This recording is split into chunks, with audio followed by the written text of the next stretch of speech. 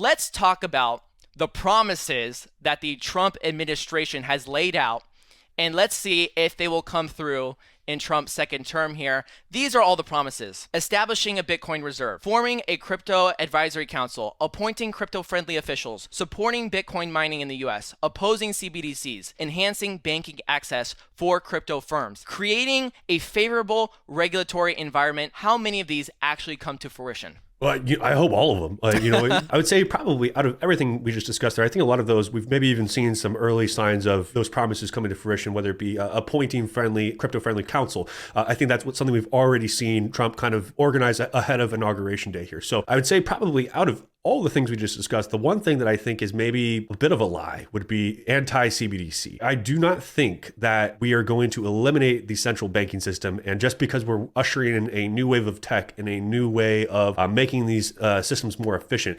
eliminates the central banking system. And I don't think the U.S. government wants to give up control over the central banking system. And that's really what happens here, right? If you look at the Treasury Department, you look at the central banking system, and you look at the way that the Fed issues master accounts, they have their hands in all the cookie jars, right? And I don't think they want to give that up. So I don't think that Trump or really anyone else is truly anti-CBDC. What they really mean by that is we don't want to give up the existing central banking system and let it become decentralized. I would say everything else makes a lot of sense. I would love to see, again, regulation come in that helps crypto forward and gives us more clarity and allows innovation to stay here in America. And again, now that we have primarily GOP control, there's very little excuse to not get it done, right? Like, let's roll up our sleeves, let's get to work. Like, there's really no reason that we can't get something passed. So I would say that's probably the one thing outside of everything else we just discussed, where if like we don't at least within the next 4 years get, let's say 85% packed down, that gives us some good regulation and we can't get most of it passed, I would say that Trump has failed us for the most part when it comes to crypto, because that is probably one of the most important pieces that lets us as the public do our part, right? Because we can't say that it's the government's job to make crypto great. It is our job to do that, but without the framework and without the definitions and without the freedom to build, without the fear of being sued or having an enforcement action taken against you because there's not a lack of clarity, that's where like we have a little bit of that disconnect. But once that's in place, it's us as the public's job to make sure that we're,